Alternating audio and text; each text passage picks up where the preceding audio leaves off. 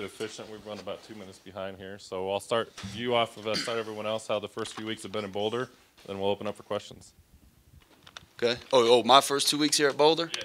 Oh, it's been unbelievable. I'm from Los Angeles, and I've lived kind of everywhere across the country at this point for the most part. I played in the Pac-12 at Washington State, and once I left and I got into coaching, I always told myself, like, man, I would absolutely love if I somehow landed back here at the University of Colorado. And it's kind of funny how life plays out sometimes, and obviously being here with Coach Prime and getting started here these first few weeks, it's been unbelievable.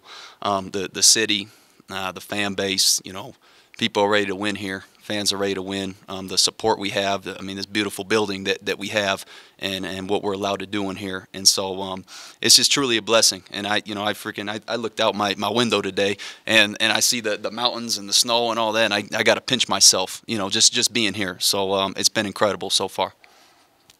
Coach Brian Howell from the Boulder Daily Camera. You obviously played for Coach Leach, had a chance to be an offensive coordinator this last year. How much did that experience, kind of elevate you as a coach? But then also, how much did you talk with Coach Leach before he passed, and kind of lean on him and get some advice throughout your coaching journey?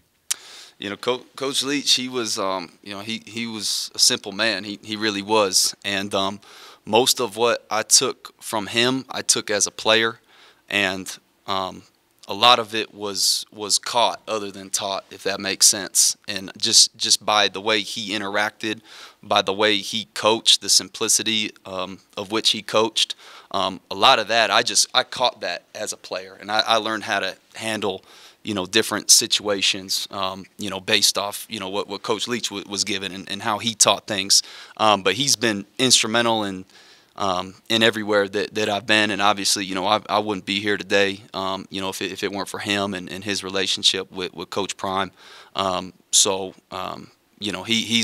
one of the greats, and him helping me get that role last year at Jackson State and being in that role, that was huge for me in my career, my development, being at that stage and at that level, and all eyes are on you. And everyone's watching what you do.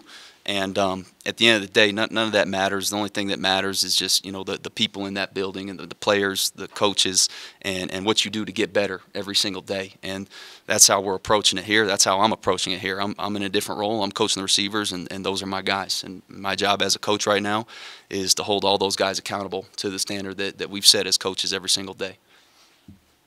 Hi, Coach. Nikki Edwards, CU Sports Report. You worked closely with Shedeur Sanders last season. How would you overall describe his play style as a quarterback? And do you think he's, of course, you'd probably say yes, but do you think he's ready for this Power 5 opportunity? Yeah, absolutely. As far as arm talent goes, he's as good as I've seen at this level. I've been around guys like Carson Strong, who's a two-time Mountain West player at Nevada, and He could touch anywhere on the field. Shedeur can. He really can. He could process really fast. He understands what defenses are trying to do to him. As a quarterback, he has a very, very high IQ level. He really does. And so, he's still developing. He's still young. He's going into his junior year, and this is a big off season for him. But he has the coaching. He has the coaches around him. He has the offensive line. He's got receivers around him. So he's got a system around him.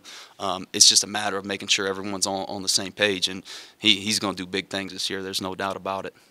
Hi, Coach Adam Munster Tiger, 24/7 Sports. Being the new receivers coach, I'm curious, with Jordan Tyson, did you go back and watch some of the film of what he did last year, and how is he coming along with his recovery? Yeah, absolutely. Jordan Tyson is a phenomenal player. And, we got to take things one step at a time. I'm disappointed I'm not going to be able to see him this spring, but it is what it is. We look forward to getting him back in the fall. And once that happens, I'd like to see it in person, exactly what he could do. So, we've watched all the tape. We know what he's capable of. He's a guy who has had experience, who has been in the fire. So he's going to be a good addition to our room. He really is. And, the talent level is there. It's just a matter of getting him acclimated to the new system, and so, which he's doing. he's doing right now. It's just he's got to do everything in his power right now to make sure that his body and his mental is there for when he gets back on the field in the fall. Hey, Brett, Sean Keeler at the Denver Post. You're, I believe, in a unique position here. If I'm not mistaken, you just went from working for Jay Norvell to working with Deion Sanders. That game's going to be coming up in a few months. I'm sure you know that. I wonder if you could contrast the two, having kind of gone from one staff to another. Jay Norvell is one of my favorite coaches and honestly person in the world. He was incredible to me. He's an incredible coach. He's an incredible leader. A lot of what I've learned from wide receiver play has come from him. And that's his specialty. He hired me at Nevada. He took me under his wing, and he was huge for me there. Comparing him to Coach Prime, there's no comparison you could make to someone like Coach Prime. He just, you can't really make that comparison with anybody. It's completely different.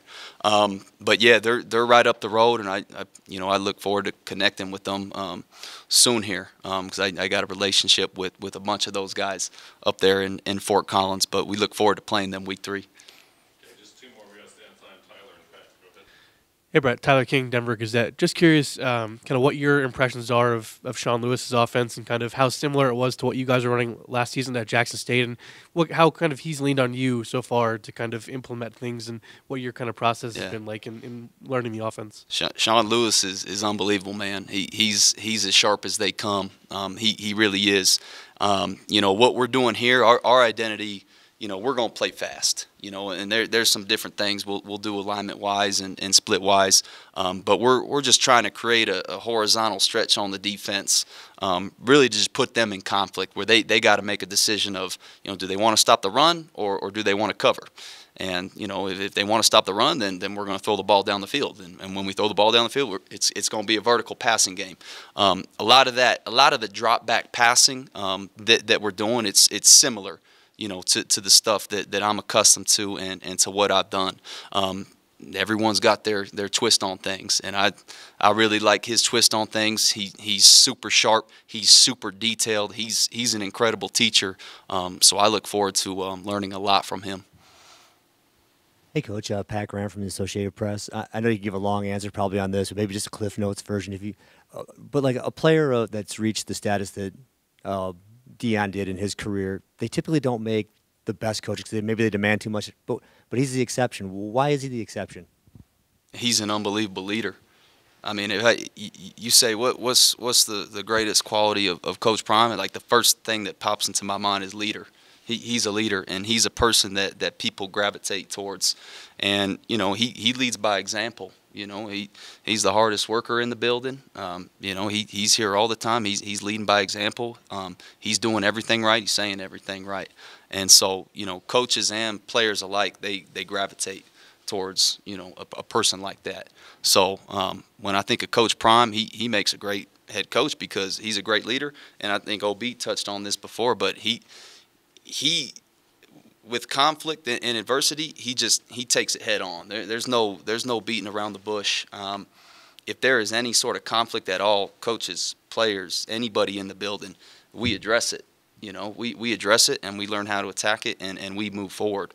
And so that's something that he's really good at. He's really good at relationships. He's really good at getting to know people. And what people don't understand too is every single player on this team, which he's still getting to know, some for the most part. But I know at Jackson State he had a relationship with every single one of those guys. And that's what he's in the process of doing here. He's going to have a nickname for everybody. He's going to have a special sort of maybe greeting or handshake with one of the kids. So he's unbelievable when it comes to that sort of thing. All right, thanks, Coach. Appreciate the time.